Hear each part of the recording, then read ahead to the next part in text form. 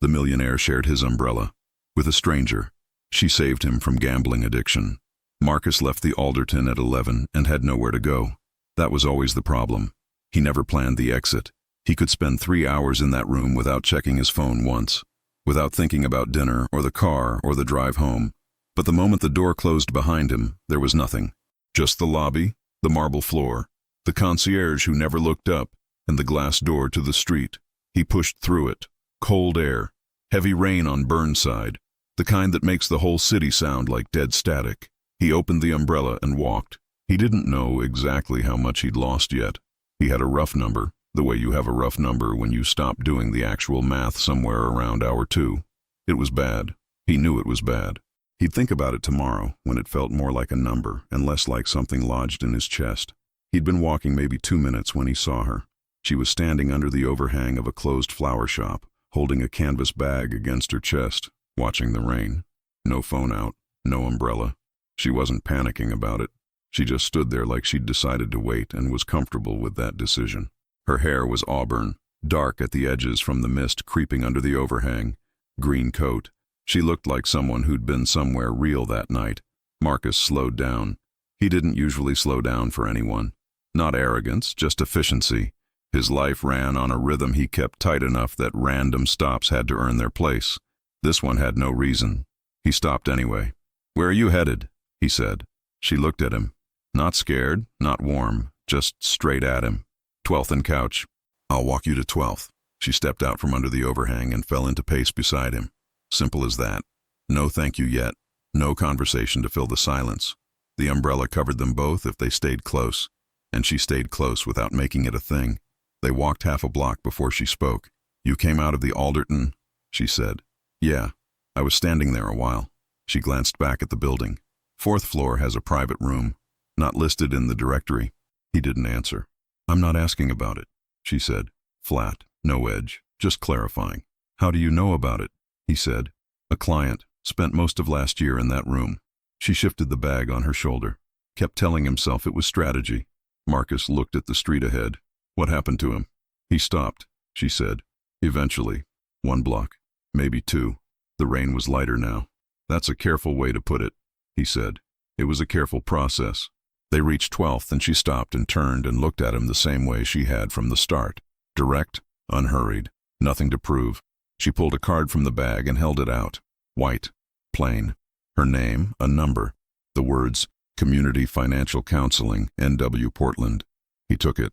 "I don't do crisis work," she said. "I just talk to people about money, what they're actually doing with it, what it's doing to them." A pause. "Sometimes those are very different conversations." "I don't need a counselor," he said. "Most people who find me don't think they do either. No smile, no edge, just a true thing. The number's there if you want it." She turned and walked down 12th. He stood at the corner under the umbrella and watched her go. The rain was almost nothing now. He looked down at the card. The rough number from tonight was still sitting in his chest. It wasn't the only thing there anymore. He didn't call. Not that night. Not the next morning. He left the card on the kitchen counter when he got home and didn't think about it, which was easy because he didn't go back to the kitchen until noon, and by then he'd made up his mind the whole thing was nothing. A woman in the rain. A 4-minute walk. People handed out cards all the time. He had a 10 o'clock with his attorney about a licensing deal that had been dragging for 6 weeks. Then lunch with a venture guy named Patrick who talked exclusively about himself and expected Marcus to find this interesting. He got through both. He was good at getting through things. It was almost 4 when he finally sat at his desk and opened the account summary he'd been avoiding. 43,200. He'd been off by $2,000 on the rough number. He sat with that. The apartment was quiet the way a high floor in a good building got quiet. Total. Slightly unreal. Outside, the city moved like it always moved. He closed the laptop, opened it again, stared at the number until it was just digits. That was the trick. You looked long enough and it went abstract. Abstract things didn't need action. They could sit in a folder somewhere while you got on with everything else. He'd been doing that for 2 years. He went to the kitchen for coffee. The card was still on the counter. Claire Whitaker, Community Financial Counseling. He picked it up, read it like he hadn't read it twice already, put it back down, made the coffee, stood there drinking it, Didn't admit he was still looking at the card. He ran into her 4 days later. Coming out of a coffee shop on Northwest 23rd, he nearly walked straight into her on the sidewalk. Canvas bag, paper cup. She looked up at him without surprise, like she'd half expected it eventually. Marcus. Claire. People moved around them. You didn't call, she said. Not accusatory. Just a fact. Didn't need to. She looked at him the same way she'd looked at him on Burnside. 2 seconds, maybe 3. Then she nodded. How was your week? She said. Fine. Closed a deal. Almost closed another. Normal week. Normal week. She sipped her coffee.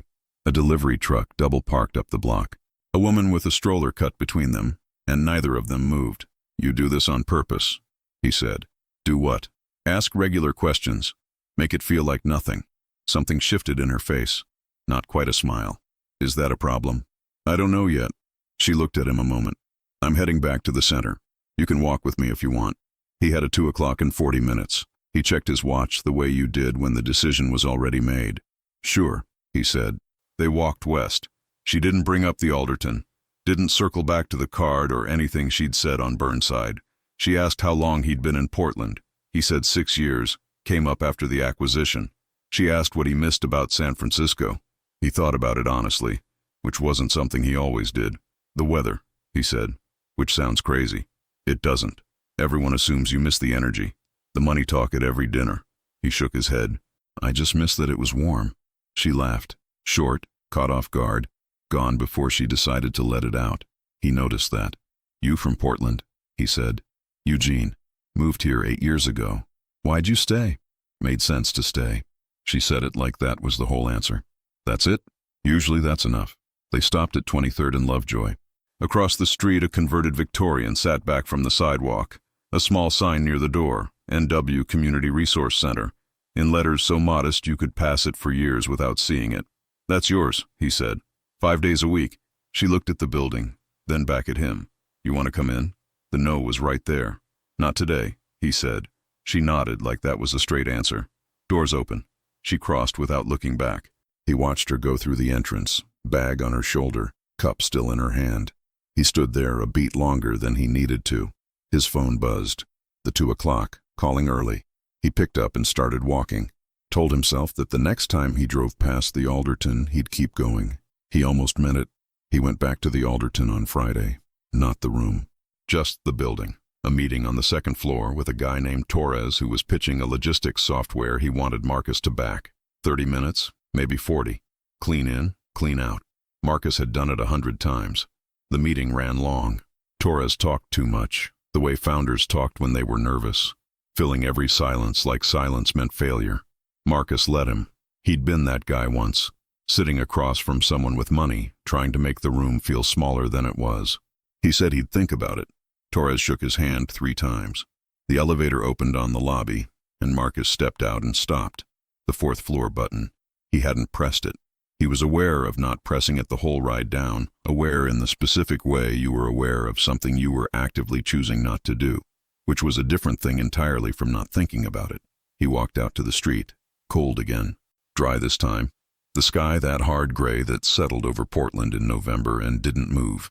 He stood on the sidewalk for a minute with his hands in his coat pockets and looked at nothing in particular.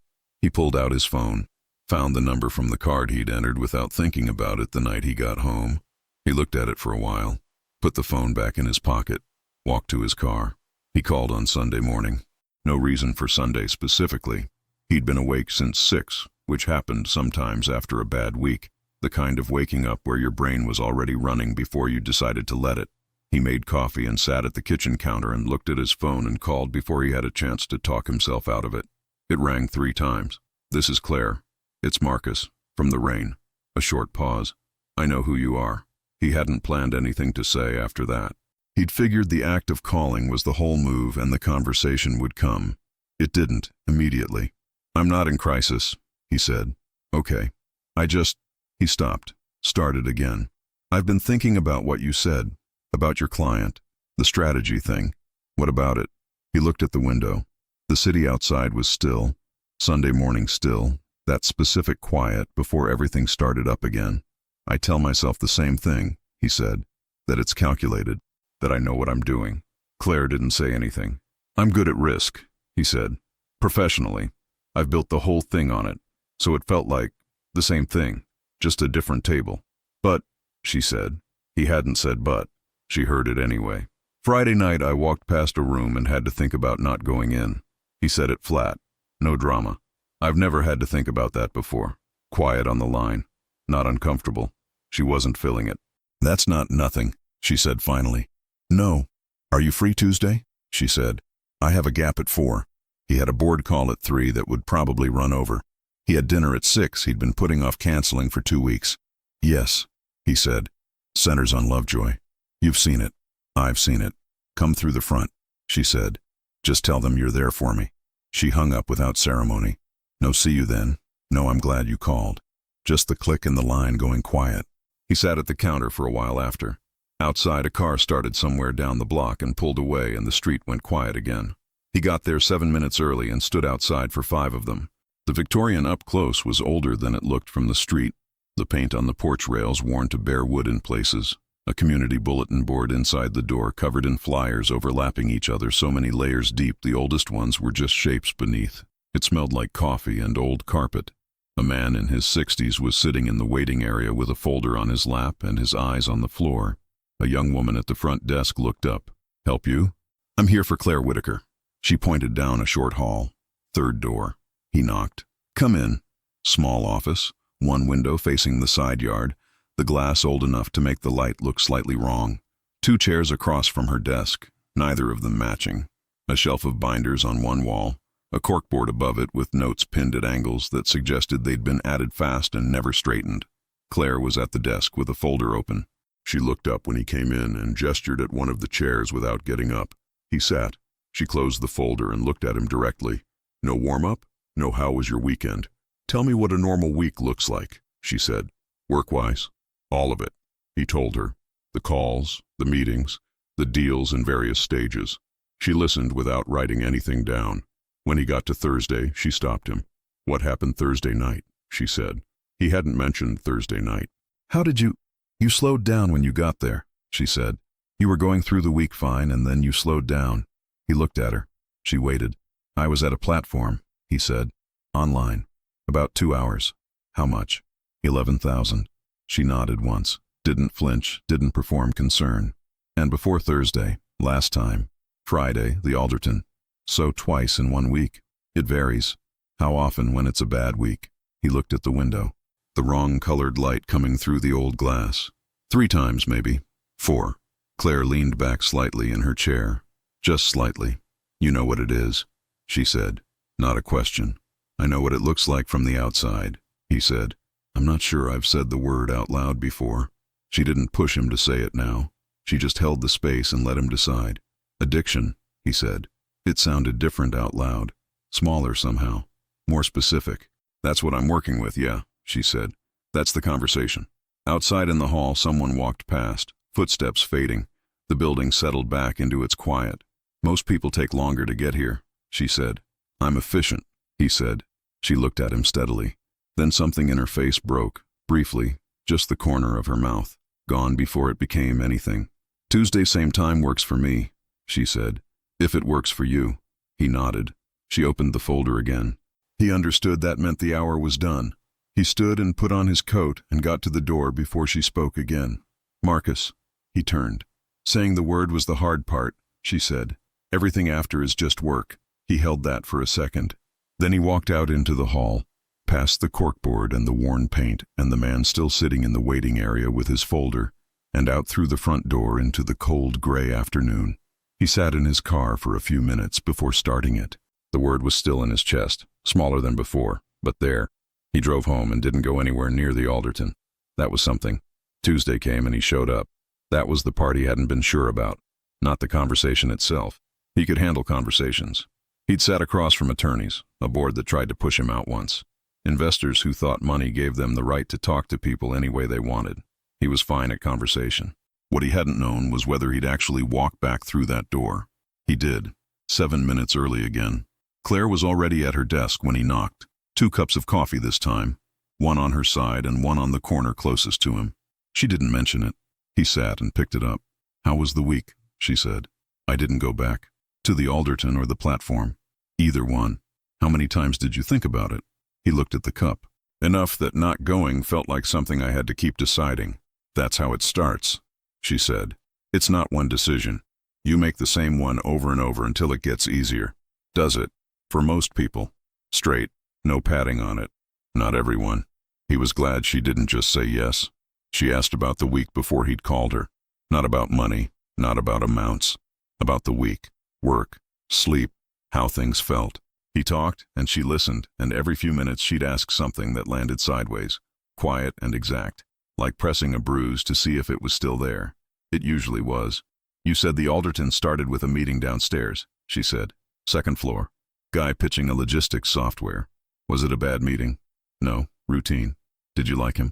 Not really. Why'd you take it? Mutual contact. Easier to take the meeting than explain why not. He paused. It was an hour on a Thursday that wasn't going anywhere. Claire looked at him. So, nothing bad happened. Nothing pushed you toward the room. No. That matters, she said. Why? Because you're still building a story where there's a trigger. Something that explains it. A hard meeting, a bad week, a loss somewhere else first. She set her cup down. Sometimes there's no trigger. Sometimes it's just a regular Thursday, and the pull is there because it's always there. And the question is what you do with a regular Thursday. He didn't answer. The bad nights aren't the ones after something goes wrong, she said. Those are almost predictable. The bad nights are the normal ones, the ones with nothing in them. Outside the window, a bare tree stood in the side yard. No leaves, just dark branches against gray. My brother used to say something similar, Claire said. He looked at her. She'd said it without leading anywhere with it. Your brother had this problem, he said. Yes, that's why you do this. Partly. She looked at the corkboard. I watched him lose things over 4 years. Not all at once. The way it actually goes. Slow enough that everyone around him could pretend for a long time it wasn't happening. By the time it was obvious to everyone else, it had already been obvious to him for a while. He just couldn't find the way out. Did he? Yes. A beat. He's in Sacramento now. 2 kids. Coaches Little League on Saturdays. She said it quietly, which was about the last thing I would have predicted. Marcus looked at her. There was something in her face when she talked about him. Not grief, something different. The look of someone who'd stood close to something falling apart and hadn't turned away from it. Why tell me that? He said. Because you're trying to figure out whether I know what I'm talking about, she said. And the answer isn't the binders on that shelf. She paused. I watched this thing from inside a family for 4 years. I know the difference between someone managing it and someone who's actually in it. Which one am I? You're in it, she said. But you know you're in it. That's further along than most people get before they find me. He looked at the tree in the yard. What happened to the ones who didn't get that far? He said. Different things. Some came back later. Some didn't. She picked up her cup. I'm not saying that to scare you. I'm saying it because you handle the real version of things better than the soft version. I could tell that the first night. He thought about that. She was right, and he didn't know how she'd seen it that fast. Same time next week, he said. Same time. He got up, put his coat on, reached the door, stopped there a second. Same as last Tuesday. Not waiting for anything. Just the space between the office and the hallway, feeling like an actual distance. The regular Thursdays, he said. Didn't turn around. What do you do with them? You fill them with something real, she said. Something that needs you actually there for it. He stood another second. What if you've spent 10 years not really being there for anything? He said. She took long enough to answer that he turned around. She was looking at him straight. Not pity. Something more like recognition. Then you start with one Thursday, she said. He nodded.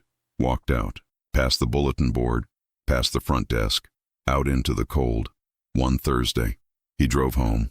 Ordered food. Ate it at the table instead of standing over the sink. Watched the city go dark outside the window.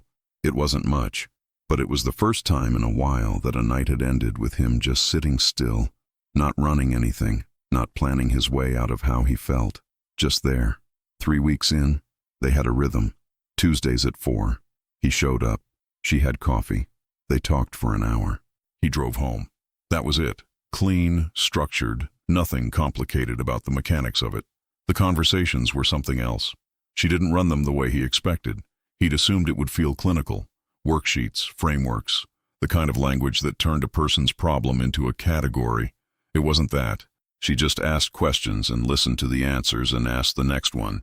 And somewhere in the middle of a regular Tuesday, he'd find himself saying something he hadn't planned to say, and she'd go quiet and let it sit there between them until he figured out what to do with it. He was starting to understand that the quiet was intentional. He was also starting to notice things about her that had nothing to do with why he was there. The way she held her coffee cup with both hands even when it wasn't cold. The fact that she never wrote anything down during their sessions, just listened. But the one time he'd arrived early, he'd seen her at the desk writing quickly in a notebook she closed when he knocked, the notes on the corkboard above her desk. He'd looked closer one Tuesday while she was pulling a binder from the shelf and realized they weren't client notes. They were quotes. Just sentences from books or people pinned up crooked and overlapping. He didn't read them. He noticed them. He noticed her. He knew what that was. He wasn't confused about it. He just didn't do anything with it because she was the person helping him, and he had enough clarity left to understand that the timing was wrong in a way that wasn't subtle. So he kept it where it was and showed up on Tuesdays and talked. The Thursday that tested things came in the third week. He'd been careful, not white-knuckling it. She'd told him early on that white-knuckling wasn't a strategy. It was just tension with a time limit. He'd been filling the ordinary nights the way she said, working later, running in the mornings, which he hadn't done in 2 years, calling his sister twice, which surprised both of them. Thursday started fine. Good meeting in the morning. A deal that had been stalling finally moved. He went to dinner with 2 people from his old San Francisco network. Nothing heavy, just dinner. Got home at 9 in a decent mood. By 10, he was on the platform. He didn't decide to open it. That was the part he kept coming back to. There was no decision, no moment where he weighed it and made a choice. He was on the couch with his phone, and then he was on the platform the way you were suddenly on the second page of something without remembering scrolling. He caught himself at 20 minutes, closed it, sat there in the quiet apartment looking at the black screen. Then he opened it again. He stopped for good around midnight, down 6,000. Not the worst night, not a good night. He lay in bed and stared at the ceiling and felt the specific feeling he always felt after, which was not guilt exactly, more like the tiredness of someone who'd run hard in the wrong direction and had to stand there and acknowledge the distance before turning around. He thought about calling Claire. It was midnight. He didn't call. He told her Tuesday, sat down, picked up the coffee, and said it before she'd asked anything. Thursday was bad. She looked at him, waited. Platform, about 2 hours, 6,000. Did you sleep? Not much. What were you doing before it happened? Good dinner. Good day, actually. He looked at the window.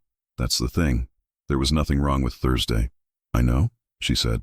You said it would happen, he said. The ordinary nights. I thought I was past the ordinary nights. 3 weeks felt like something. 3 weeks is something, she said. Thursday is also something. They're both true. He didn't answer.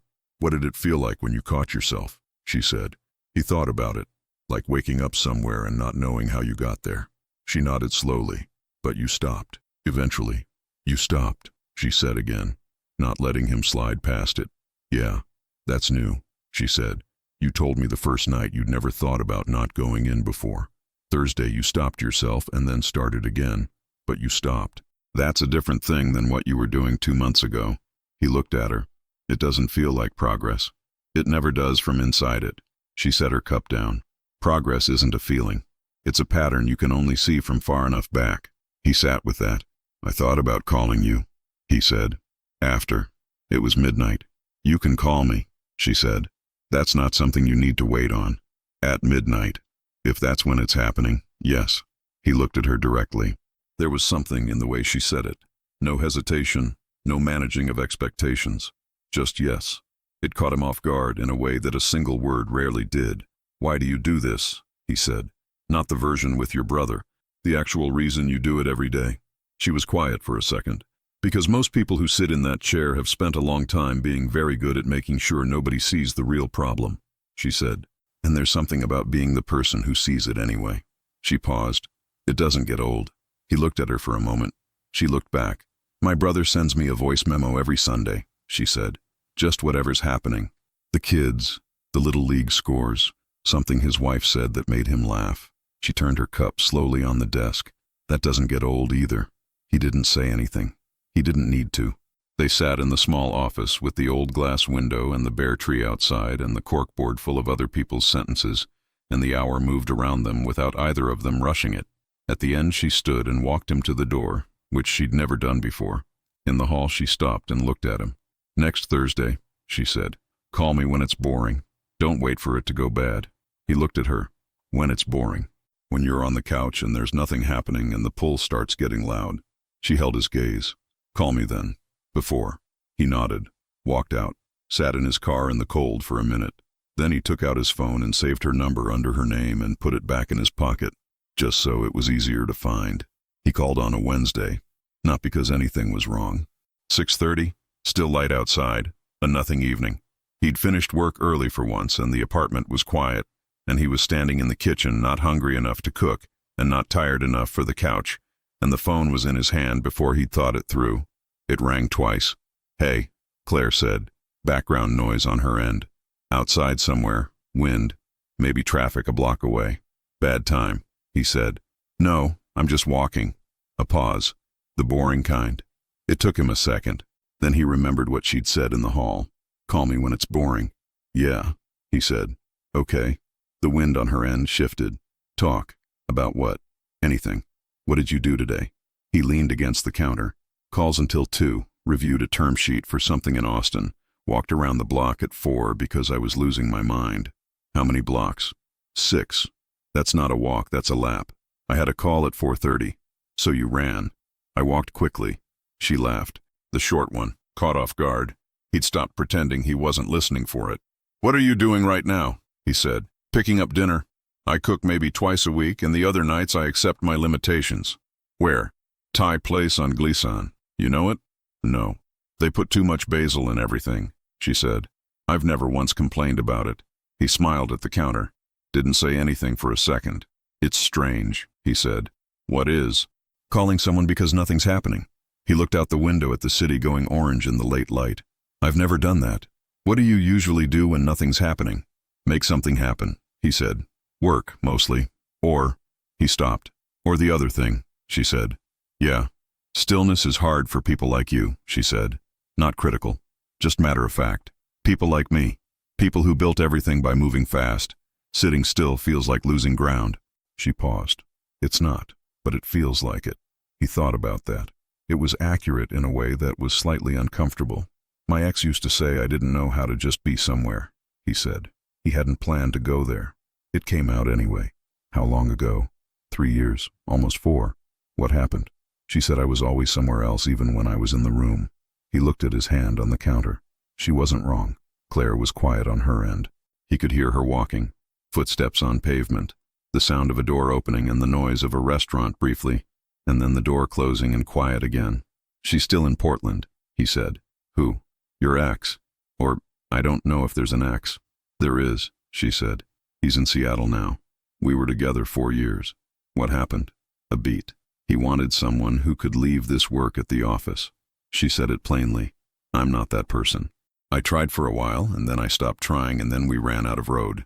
"You don't sound angry about it." "I'm not. I'm sad about it sometimes. There's a difference." A pause. He was a good person. It just wasn't right. Marcus looked out the window. The orange was fading now, the city settling into its evening gray. "I haven't talked about Sarah in a while," he said. "The ex. Does it still feel like something?" "More like, I understand it better now than I did then." He paused. "When you're inside it, you just feel like the other person is wrong. It takes a while to see your part of it clearly." "Yeah," Claire said. "It does." Neither of them said anything for a moment. It wasn't awkward. It was the same quality of quiet from her office, the kind that didn't need filling. "I should let you eat," he said. "Probably." She didn't move to hang up. "How are you feeling right now?" "Honestly." He thought about it. "Better than an hour ago." "Good." "Is that the point?" he said. "The boring calls." "That's part of it," she said. "The other part is learning that an evening can just be an evening, that nothing has to happen for the night to be worth something." He looked around the kitchen, the counter, the window, the city outside. "I'm going to order food," he said. "Eat it at the table." "Good. Not Thai. I don't want to copy you." She laughed again, longer this time. "Good night, Marcus." "Night." He hung up and stood there a minute. Then he ordered food from the place on the corner and ate it at the table with no laptop open and no phone in his hand, and watched the city outside go fully dark. The pull was there, low and steady, the way it always was in the evenings. He didn't move toward it, not because he was fighting it, more because the evening had something in it already, and trading that for 6 hours in front of a screen felt, for the first time, like an actual loss. He sat at the table until 10. Then he went to bed, slept until 6. Woke up and didn't check the account summary first thing, which was new, small, and not nothing. He told her about the first time on a Tuesday in December. Not the first bad night, the actual first time. How it started. She'd never asked directly and he'd never offered it, and for 5 weeks they'd been working around the edges of the thing without going back to where it came from. That Tuesday she asked, "Tell me about the beginning," she said. "Not the losses." Before that, he looked at the window. The bare tree outside had a thin coat of frost on the upper branches. First cold week of the year. I was 28, he said. The acquisition had just closed. 11 months of work, and then one morning there was a number in an account, and I didn't know what to do with it. How much? Enough that it stopped feeling real. He paused. That's the thing nobody talks about. You work for something your whole life and then you have it and it just sits there. It doesn't feel like anything. What did you want it to feel like? I don't know. Something. He turned the cup in his hands. A friend took me to Vegas that January. Just a weekend, celebrating. I'd never been to a real room before. Not a table in the corner of a hotel bar. An actual room. Claire watched him. I won the first night, he said. Not a lot. 3,000-4,000. But the feeling... He stopped. It was the first time since the acquisition that I felt something land. Like something was actually happening in real time and I was in it. Not watching from outside. Yeah. He looked at her. You know that feeling. I know what you're describing, she said. He nodded. After that it was easy to explain. I was good at reading risk.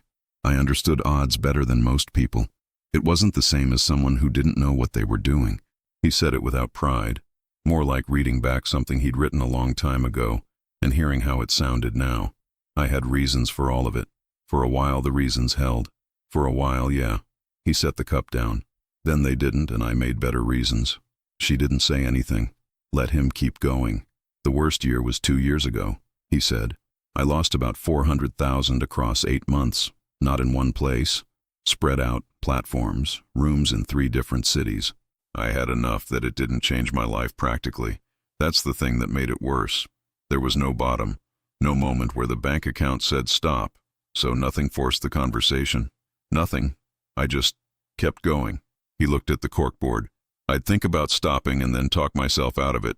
Or I'd stop for 2 weeks and take that as proof that I didn't actually have a problem. So I could start again. Claire leaned forward slightly, elbows on the desk. What changed? She said.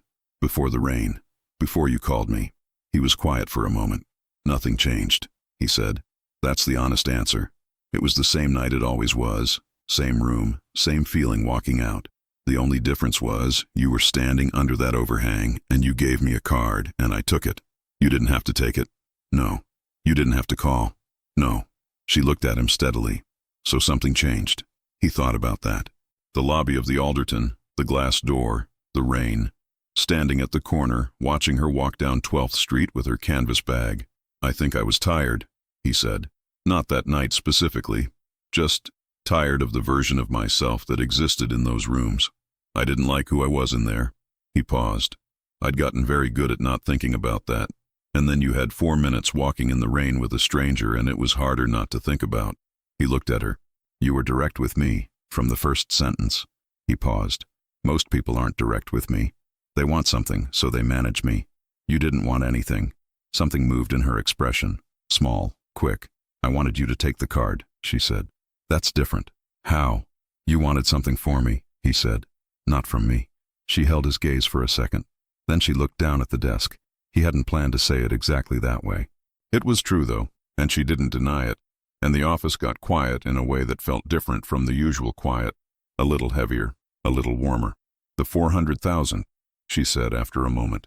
Does anyone know about that? No. Not your attorney. Not your board. No one. He paused. I'm telling you. She nodded slowly. Thank you for that. He shrugged one shoulder. It's your job to know it. It's not just that, she said quietly. He looked at her. She picked up her cup and looked at it and set it back down. A small thing, something to do with her hands, and he recognized it as the first unguarded gesture he'd seen from her. The first moment she'd reached for something because she needed to, and not because she'd chosen to. He didn't say anything about it. Same time next week, she said. Same time. He got up, put his coat on. At the door, he stopped and looked back at the corkboard, the quotes she'd pinned up crooked and never straightened. He read one, closest to the door, handwritten on a torn index card. The exit is always where you stopped looking. He looked at it for a second. Who wrote that? He said. She looked up. My brother. He put it on a piece of paper and mailed it to me after he got out. She paused. Actual mail. He said he wanted me to have something I could hold. Marcus looked at the card on the board. He sounds like someone worth knowing, he said. Claire looked at him.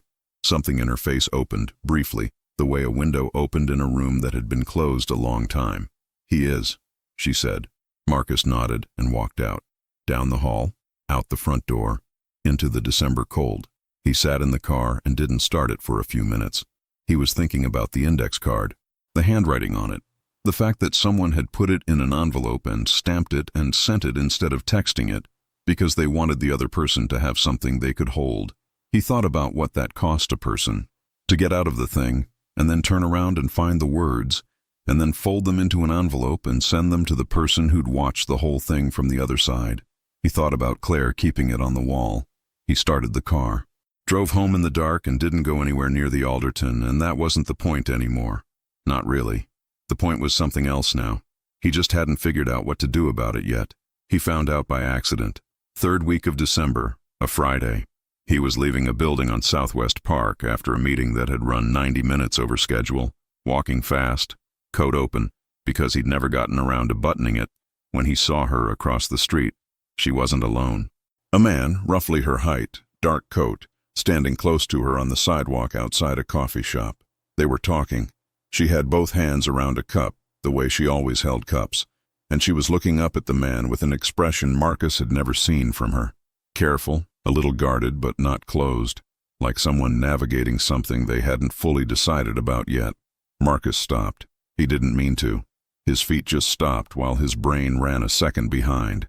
The man said something. Claire looked down at her cup, said something back. The man nodded and touched her arm briefly, above the elbow, and she didn't pull away, but she didn't move toward it either. Then they went separate directions, him north, her south, and she pulled her coat tighter and walked with her head slightly down the way she walked when she was thinking hard about something. Marcus stood on the corner for a second.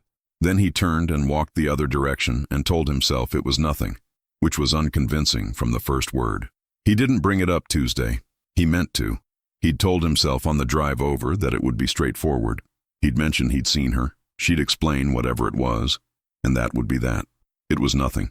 He was making it something. He sat down, picked up the coffee, and talked about the week. She listened and asked questions, and he answered them, and the hour moved the way it always moved, and he didn't say a word about Friday. At the end, she walked him to the door the way she'd started doing over the past few weeks, and they stood in the hall, and she asked if he was all right. Fine, he said. Good week, actually. She looked at him. What? He said. Nothing. She held his gaze 1 second longer than usual. Same time after the holiday? Yeah. He walked out, sat in the car, hit the steering wheel once with the flat of his hand, not hard, just somewhere to put it. He was not going to be the person who made this into something. She was helping him, and it was working, and whatever he felt when he walked into that office had no place in the arrangement, and he was clear enough about that to leave it alone. He was clear about it the whole drive home. When he called her that night anyway, 10 o'clock. He'd eaten, he'd read, he'd done everything right, and the apartment was quiet, and he picked up the phone and called. She answered on the second ring. Hey, she said. I saw you Friday, he said. On Park. You were outside Courier with someone. Quiet on her end. Then, okay. I don't have a claim on that, he said. I know that. I just couldn't sit with not saying it. She was quiet another moment. That was Daniel, she said. We dated for about a year. It ended in the spring. He's been calling since November wanting to try again. Marcus said nothing. I told him no, she said. Friday was the last conversation about it. He looked at the ceiling. You don't have to explain that to me. I know I don't. A pause. I'm explaining it anyway. He sat with that. Why? He said. She took a breath. Small. Careful. Because I think you know why. And I think if I don't say it clearly, then we're both going to keep sitting across from each other on Tuesdays pretending. His chest did something. He didn't move. Claire, I know the timing, she said. I've thought about it more than I should have. You're 8 weeks into something hard and I'm the person helping you through it. And there are real reasons why what I'm about to say is the wrong call professionally. Then don't say it. I've been trying not to for about 4 weeks, she said. It's not working. He closed his eyes. I don't know what to do with that, he said honestly. Neither do I. Her voice was steady, but not easy. I'm not asking for anything. I just couldn't keep sitting there knowing and saying nothing. It felt dishonest. You're the most honest person I've ever sat across from. I know, she said. That's the problem. He laughed, short, surprised. She did too, briefly, and then it went quiet again. What happens now? He said. I don't know. She paused. I think we keep going. Same time Tuesday. You keep doing the work and I keep helping you do it, and we don't do anything stupid while you're still in the middle of it. And after the middle, she was quiet for long enough that he thought she wasn't going to answer. Ask me when you're there, she said. He stared at the ceiling. The city outside the window was doing its usual thing.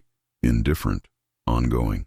That's going to be the longest Tuesday commute of my life, he said. She laughed again. Longer this time. Real. The one that came out before she could stop it. Good night, Marcus, she said. Night. He put the phone down and lay there in the dark for a long time. Not thinking about the Alderton. Not thinking about any room in any city. Thinking about a Tuesday that hadn't happened yet. Thinking that for the first time in longer than he could track, the thing he most wanted was not something he could access by opening an app or walking through a door.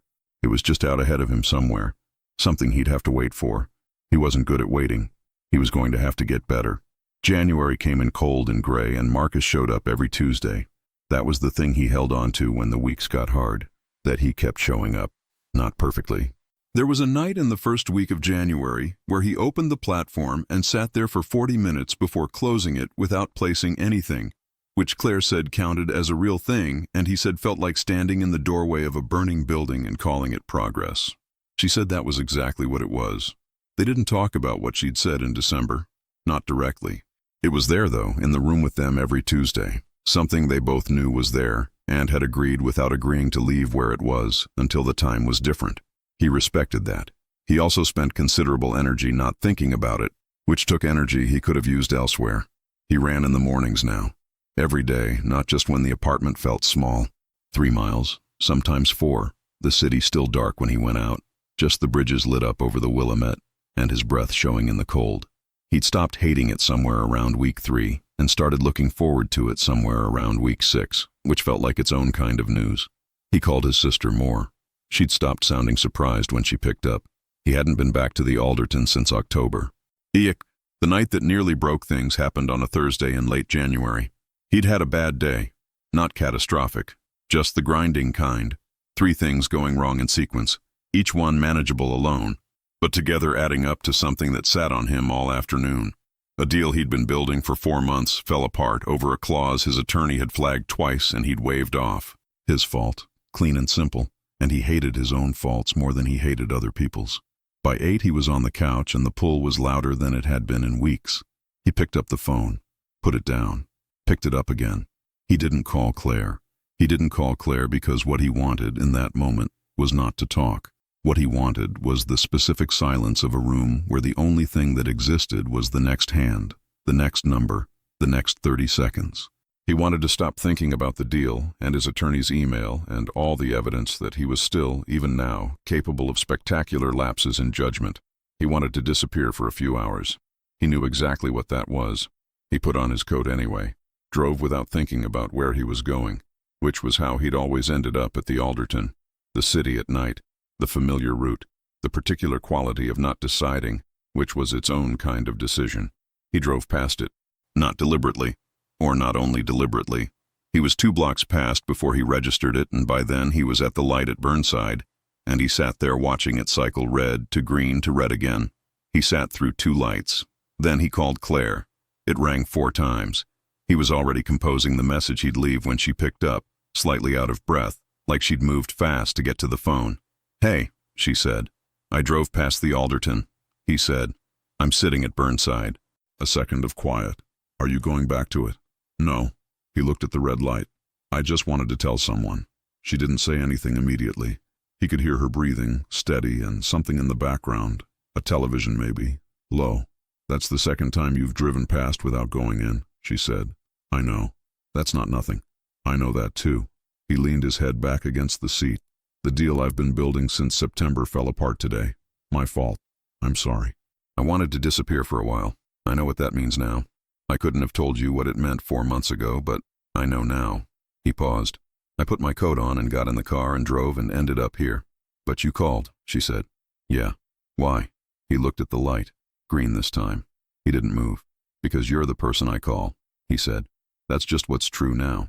The line was quiet for a moment. Not the careful quiet from her office. Something softer. Drive home, she said. Yeah. Eat something. Not standing over the sink. Okay. And Marcus. She paused. The deal falling apart, that's a separate thing from the other thing. They feel connected tonight because everything feels connected when you're tired. But they're separate. He sat with that. She was right. She was usually right, which was something he'd gone from finding useful to finding something else entirely. Something he didn't have clean words for. Okay, he said. Call me tomorrow if the morning is hard. It won't be.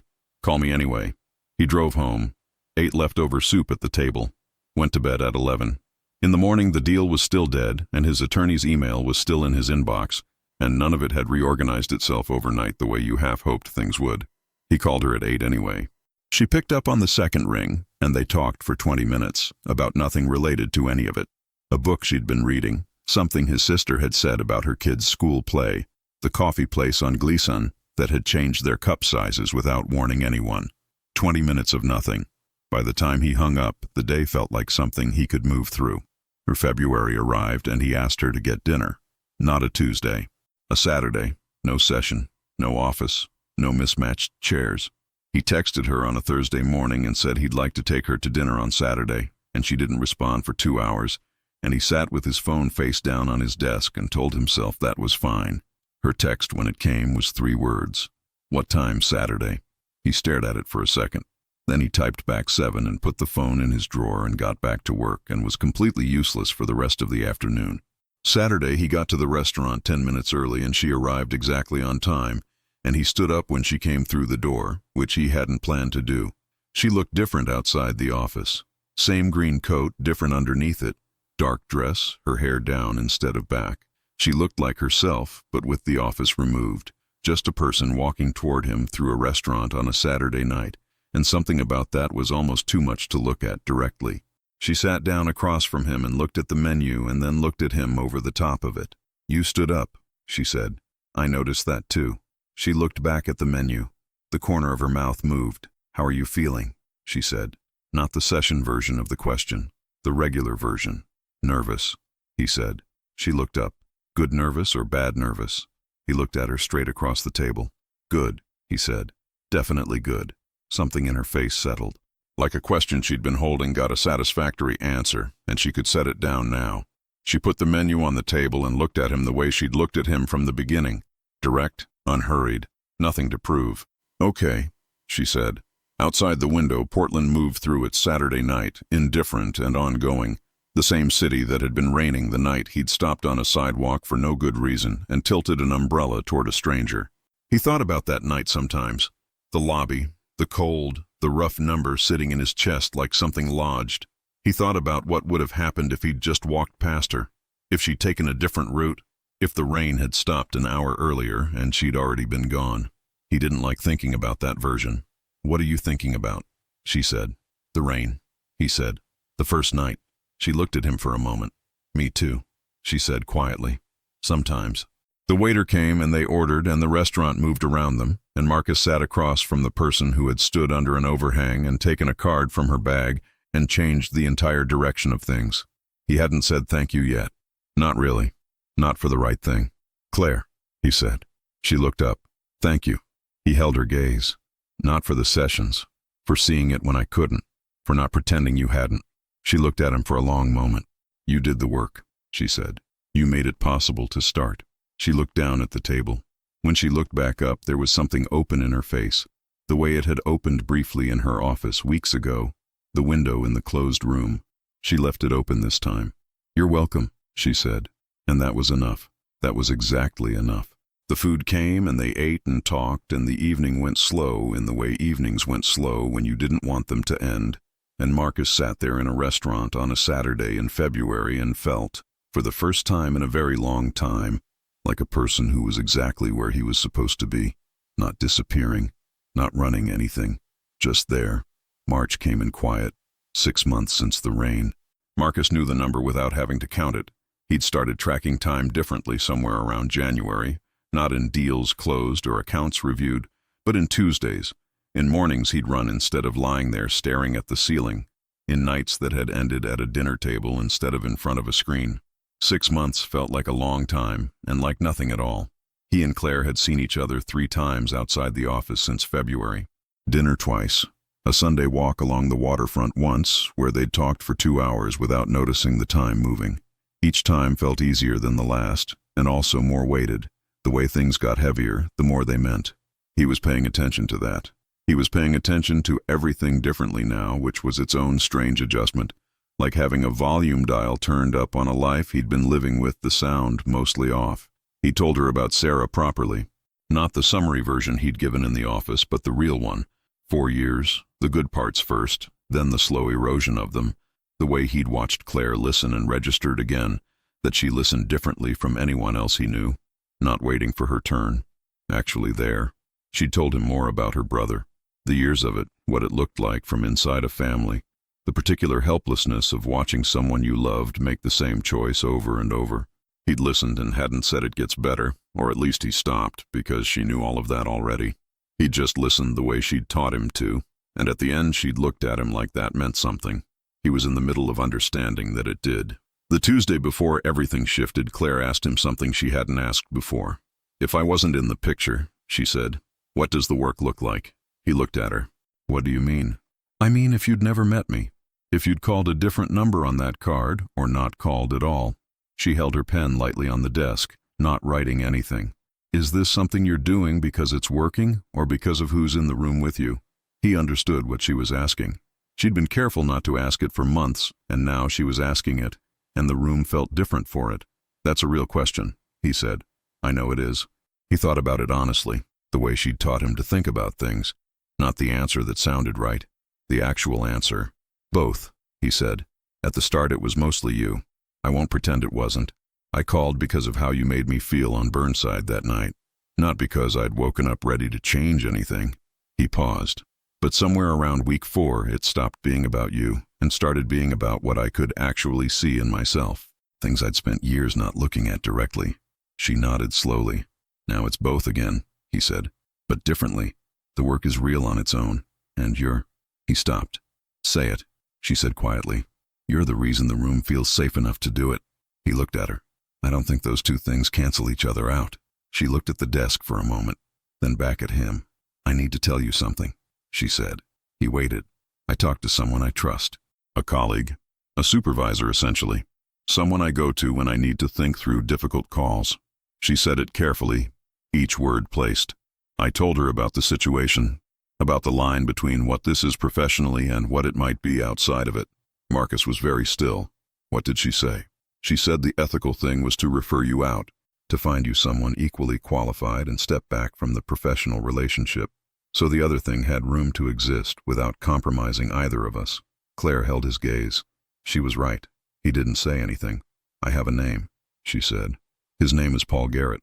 He's the best I know at this kind of work, better in some ways than me, and I trust him completely." She slid a card across the desk. "I'd like you to call him." Marcus looked at the card, then at her. "You're ending the sessions," he said. "I'm doing the right thing," she said. "Which is different." "Is it?" "Yes." Her voice was steady but not easy. "If I keep you here in this office every Tuesday, I am always going to be 2 people to you at once, and you deserve someone who is only one thing. Someone whose only job is to help you." She paused. "I can't be that anymore. I haven't been able to for a while, and I kept telling myself it was fine, and it isn't." The room was very quiet. "And outside the office," he said. She looked at him. Something in her face that she wasn't managing, wasn't smoothing over. "Outside the office," she said. "I would very much like to see where this goes." He looked at the card on the desk. "Paul Garrett," a phone number, a small logo for a practice on the east side. This scares you, he said. Yes. Referring me out.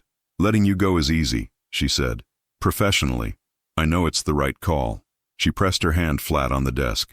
Letting you go and then hoping you come back is the part that scares me.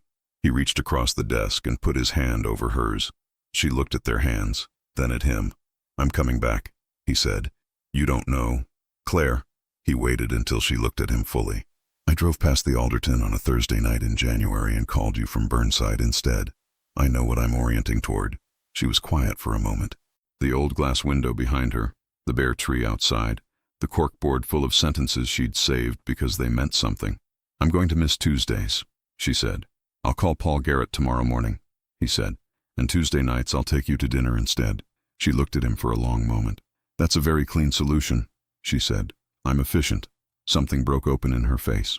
Not tears, just the full, unguarded version of her, the one he'd seen in pieces and never all at once. She laughed, short and real, and shook her head slightly like she didn't know what to do with him, which he took as the best possible sign. He picked up the card from the desk, stood up, put his coat on. At the door he stopped and looked at the corkboard, the index card her brother had sent. The exit is always where you stopped looking. He'd looked at it every Tuesday for months. He turned around.